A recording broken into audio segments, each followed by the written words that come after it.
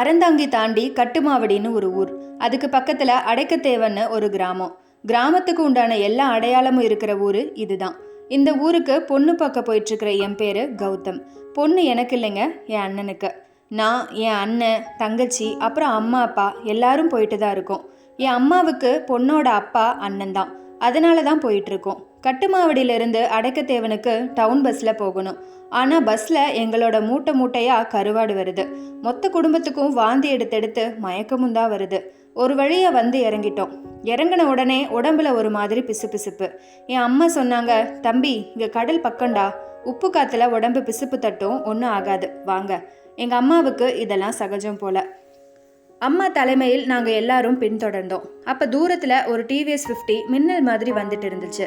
பக்கத்தில் வரும்போது தான் கவனித்தேன், அது ஆம்பளை மாதிரி சட்டை போட்டிருக்கிற ஒரு பொண்ணுன்னு. எங்கள் அம்மா அந்த பொண்ணை தலையில் கொட்டி, அடியே இவளே, எதுக்குடி இவ்வளோ வேகம், கல்யாண பொண்ணு மாதிரி இல்லாமல் எதுக்குடி இங்கே வந்த என்று மிரட்ட, பதிலுக்கு அவள், அப்பா கொல்லைக்கு போனது இன்னும் வரல, தம்பியவும் காணோம், வெயிலுக்குள்ள எம்பிட்டு தூரம் நடப்பீக, அதுதான் வந்தேன் என்றதும் என் அண்ணன் என் முகத்தை சோகமாக பார்த்தான். அதுக்கான காரணம் அந்த பொண்ணோட நிறம். அந்த பொண்ணு கருப்பா இருந்தா. அந்த பொண்ணு அம்மா தங்கச்சிய முதல்ல கூட்டிட்டு போனான். அப்புறம் என் அப்பாவை. எங்களை கூப்பிட அவங்க அப்பா வந்தாரு. சின்னதா ஒரு ஓட்டு வீடு, வாசல்ல ஒரு பெட்டி கடை, நல்லா வளர்ந்து நிற்கிற ஒரு வேப்ப மரம், திண்ணையில ஒரு பெரிய கலப்பை. போன உடனே நம்ம ஊர் சொம்பு நிறைய டீ. மறுநாள் காலையில பொண்ணு பார்க்க போறோம். அதனால பக்கத்து வீட்டு வாசல்ல படுக்க. வரிசையா ரொம்ப வருஷம் ஆகுது எங்க மொத்த குடும்பமும் ஒன்னா படுத்து. எங்க அம்மா அவங்க அண்ணன் கூட உட்காந்து பழைய கதைகளை பேசிட்டு இருக்காங்க. நிலா வெளிச்சத்துல என் பக்கத்துல என் அண்ணன் கண் கலங்கிட்டு இருந்தான். நான் அதை கவனிச்சேன். எனக்கு அவனை பத்தி தெரியும். அவன் ரொம்ப அமைதியானவன். எதையுமே அம்மா அப்பா கிட்ட தைரியமா சொல்ல மாட்டான், பயப்படுவான். அவனுக்கு இந்த சூழ்நிலை, இந்த பொண்ணு எதுவுமே பிடிக்கல. இதை யார்கிட்டையும் சொல்ற தைரியமும் இல்லை. அவன் ராத்திரி பூரா தூங்கல. நானும் தான். காலையில குளிக்க குளத்துக்கு போனோம்.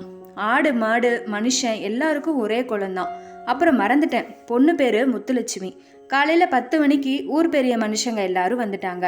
அப்போது வீட்டு வாசல்ல ஒரு பெண் கையில் குழந்தையுடன் பயந்த முகத்துடன் வெளியே நின்றாள். எங்க மாமா போய் விசாரிச்சு முத்துலட்சுமியை அனுப்பி வச்சாரு. வீட்டு பின்பக்கம் வர சொல்லி அந்த குழந்தைய தூக்கி பார்த்து, ஒண்ணுமில்லைனங்க, புள்ள குடல் பெறன்றிருக்கு, இதுக்கு போய் பயந்துட்டு என்றவள் வீட்டுக்குள் இருந்து கிண்ணத்தில் எண்ணெய் கொண்டு வந்து குழந்தைய தனது காலில் படுக்க வைத்து தனது நாக்கை சுழற்றி விளையாட்டு காட்டியவாறே வயிற்றை நீவி சரி செய்தாள். அழுத குழந்தை சில நிமிடத்தில் அவளின் கொஞ்சலுக்கு சிரித்தது. குழந்தையின் தாய், எப்படிப்பட்ட குழந்தையும் உன் கையில சிரிச்சிரும் புள்ள என்றபடி தனது முந்தானையில் கிடந்த 10 ரூபாயை கொடுக்க, அதை வாங்கியவள் வீட்டுக்குள்ள வந்து சாமி படத்திற்கு கீழே இருந்த உண்டியலில் போட்டாள். பிறகு பெண் பார்க்கும் படலம் தொடங்க நான் அதை நிறுத்த எண்ணி எழ, அதற்குள் முத்துலட்சுமி சபையோர் முன்னிலையில், என்னை மன்னிச்சிருங்க, எனக்கு இந்த கல்யாணத்தில் இஷ்டம் இல்லை.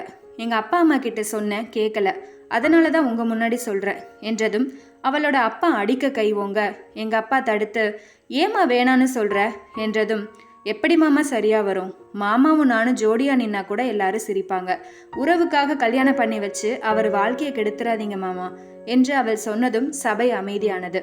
அவள் கண்கள் கலங்கி போனது. அவள் முந்திவிட்டாள். என் அண்ணன் மௌனத்தின் மொழி உணர்ந்து தன்னை தாழ்த்தி உயர்ந்து விட்டாள். அன்று மதியம் பஸ்க்கு காத்திருந்தோம். நான் என் அம்மாவிடம், அம்மா என் போனை மறந்துட்டேன் என்று அவள் வீட்டிற்கு வந்தேன். அவள் நடுவீட்டில் தேம்பி தேம்பி அழுது கொண்டிருந்தாள்.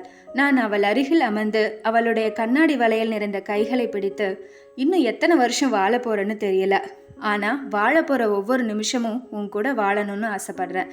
இந்த முகத்தை தாண்டி ஒரு அழகு இருக்கு, அது உன் மனசு. இந்த கருவச்சி முந்தானைக்குள்ள புதஞ்சு வாழ விரும்புகிறேன், என்னை கல்யாணம் பண்ணிக்கிறியா என்றதும் அவள் அதிர்ச்சியில் உறைந்து என் கை உதறி வீட்டுக்குள் புகுந்து கதவடைத்தாள். கொஞ்ச நேரம் காத்திருந்தேன், வரவே இல்லை. நான் கிளம்பி வாசல் வந்ததும் ஜன்னல் வழியே சலசலவென கண்ணாடி வளையல் குலுங்க நான் திரும்பி பார்க்க அவள் என்னிடம், பரிசம் போட எப்போ வருவீக என்றதும் நான் முதல்ல அண்ணன் கல்யாணம், அடுத்த நம்ம கல்யாணம் என்றேன். 6 மாசத்துல அண்ணன் கல்யாணம், அடுத்த மாசமே எங்க கல்யாணம். கல்யாணம் முடிஞ்சதும் அண்ணன் அமெரிக்கா போயிட்டான், வரவே இல்லை. 6 வருஷம் கழிச்சு தங்கச்சி கல்யாணத்துக்கு வந்தான். அவனுக்கு ஒரே பையன். எனக்கு ஒரு பையன் ஒரு பொண்ணு. இப்போ 3வது வயிற்றுல 5 மாதம். என் அண்ணன் எங்களை பார்த்துட்டே இருந்தான். மொத்த கல்யாண வேலையையும் முத்துலட்சுமி கவனிச்சிட்டு இருந்தா. எனக்கு டயத்துக்கு சாப்பாடு தந்துட்டு என் அம்மா அப்பாவை கவனிச்சுட்டு மொத்த குடும்பத்துக்கும் ஒரு தாய் போல. அதே சமயம் கல்யாணத்தில் மூளையில் உட்காந்து ஃபேஸ்புக் பார்த்துட்டு இருந்த தன்னோட பொண்டாட்டியையும் பார்த்தான். இப்போ புரிஞ்சிருக்கும், ஆண்டவன் தேவதையை கண்ணில் காட்டும் போதே புரிஞ்சுக்கணும்னு.